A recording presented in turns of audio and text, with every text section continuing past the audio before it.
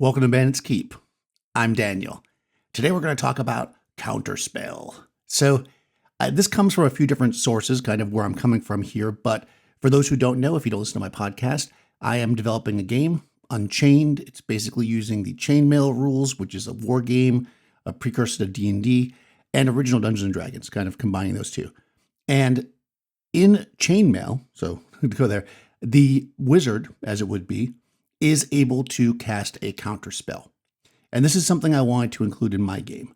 Now, in some games, like for instance, Dungeon Crawl Classics, there is the spell duel, which is pretty awesome, where you can battle it out as wizards. In 5th edition Dungeons & Dragons, there's a spell called Counterspell. I don't remember if there was such a spell in AD&D or and I didn't play the other ones. So I'm not sure if this is common, but I like it. I love the idea of being able to see a enemy spellcaster casting and stop them, right? But in my opinion, there should be a cost. So what I had been doing, kind of table rules, is I allowed magic users, if they had Dispel Magic memorized, they could cast that, as effectively a counterspell. And that works pretty well. Dispel Magic is a 3rd level spell though, so it limits it, how often you can do it, and they have to have it memorized. So I thought maybe I should include some kind of counterspell mechanism. Now, in some versions of kind of games that I've created, I allow the counterspell to act as kind of a dispel magic as well. Like, in other words, you can use it on devices and stuff. This would not be the case here. This is strictly for spell battles, if you will, stopping another caster from casting. And in my opinion, and obviously this is just rough here, so take it and run with it, if you will. The cleric spells, like a cleric would not be able to do it to a magic user, and vice versa. It's two different things. You can imagine it many different ways. Spellcasters, I kind of imagine more like, zapping each other, whereas clerics are more like besieging their gods. They're both calling for their gods to help and intervene. If you've ever seen the cover to the original Deities and Demigods, right? That's kind of what's going on. There's like a spell battle or a god battle, if you will. That's kind of what I have in mind here. So keeping it kind of compatible with old school games and Basic Expert and OD&D, OSE. If I'm saying all these words, you don't know what any of these games are, check the description below. I put links because I get lots of questions about that. Before I start adding a system to a game, I think about what's in the game, what's there that I can already use. And I've talked about this before for skills systems, and I know Todd over at Hexpress has as well, the Cleric's Turn Undead table. And there was a lot of discussion around that. We talked about the idea of using the Turn Undead table as kind of a skill, right? And you could track level to level for a chance of being able to do various things, right? If you want to use kind of a random skill thing. In there was lots of comments, and people thought, well, Cleric Turn Undead does 11, 9, and 7 as kind of the options, and then automatic, and those rolls are on 2d6. I'll get deeper into the mechanic in a second. And people thought maybe it should also be 5 and 3, which I didn't disagree with. Looking at Chainmail, on their counterspell, they have 11, 10, 9, 8, 7. So, which goes the other way. And I didn't want to make it too difficult. One thing I'm thinking about when I make any kind of a rule for my game is I don't want something that's nearly impossible to be a standard mechanism. If you've got to roll 11 or 12 on 2d6, that's very difficult. That's basically like rolling a natural 20. I'm not going to make a mechanism for that. Those are kind of things that are so rare that you need to roll something like that for, I treat as one-off rulings at the table. I wouldn't make a whole system around it. If I make a system, it's something I plan is going to be used quite a bit, which means there's got to be a decent level of success.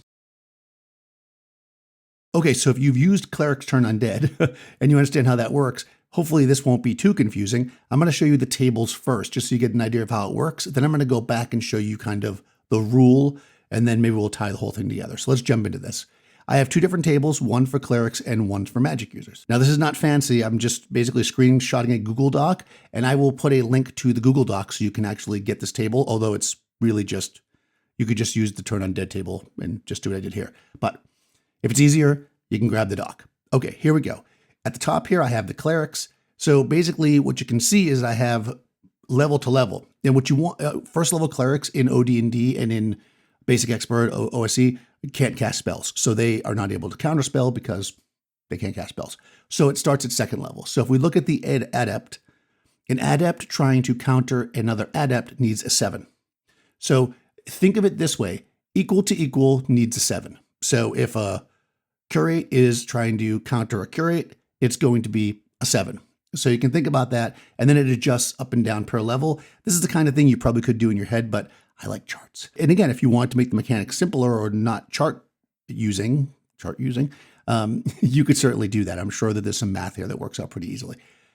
But the idea here is that you've got this vicar and a priest comes in and the priest is going to cast a spell on them. I don't know what spell it would be, but let's say the priest is going to cast a spell, and the vicar looks at their chart and they go, okay, a vicar versus a priest needs a 5 on 2d6. They got a pretty good chance. And you're thinking, well, maybe that's too easy. Let's talk about how this actually works. If you're playing something like OD&D or BX, you will know that in order to cast a spell, generally you need to announce it before you announce your intent to cast a spell before initiative is rolled. For counterspelling, this is not the case because you're not always going to know if somebody's going to cast a spell. It's something you can do. We'll call it as a reaction. However, you cannot have already cast a spell. You can, for this first round, have moved, but you can't have already cast a spell. And I consider Turn Undead a spell in this case. Okay? So there's that limitation. Second, you look at the chart and you can reference back to it. If there's a number, like we just referenced there, the 5, you need to roll 2d6 equal to or over that number for the counterspell to take effect.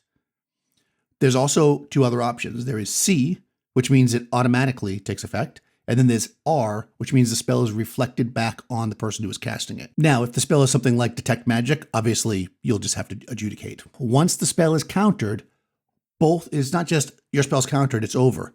Unless it's a reflected spell. If it's a spell reflected, then obviously it goes away. Otherwise, the battle begins. Neither caster can move at this point. They've got to stand there and concentrate.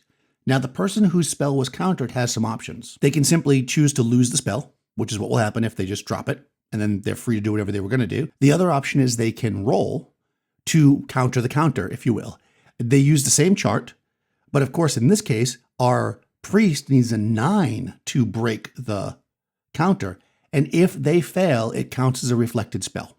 So it's risky, but especially if you're on the same level, or if somebody of a lower level somehow got a counterspell on you, you can probably turn it around on them. Well, turn it around meaning that you can break it and the spell will go off. Now, if either one of the casters takes damage during this spell battle, it's over. So basically, if the counterspeller, if you will, takes damage, then the counterspell is broken and the spell goes off.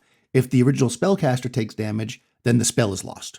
So you can use strategy, right? You can have your magic user counterspell that magic user who's going to throw a fireball at the party, and then have the next round your archer try to shoot them with the bow so that they lose the spell, right? And you kind of battle it out until they lose the spell. So that's kind of how you can see this thing in action. Now, the person counterspelling also has some options. Well, they have some responsibilities, we'll say. Number 1, if it's a C, they're golden. They just have to, as long as they feel like holding it, they can hold it. If they had to roll, they have to re-roll every single round. So it is a battle. It's not a one and done. It's like every round this battle is going on. And hopefully, the good guys win. Okay, so there are some fringe cases, right? There's the reflect. So if you're high enough level that you reflect the spell on them, then it's gone. So you're a 5th level magic user throwing a fireball at me. I'm a 10th level necromancer.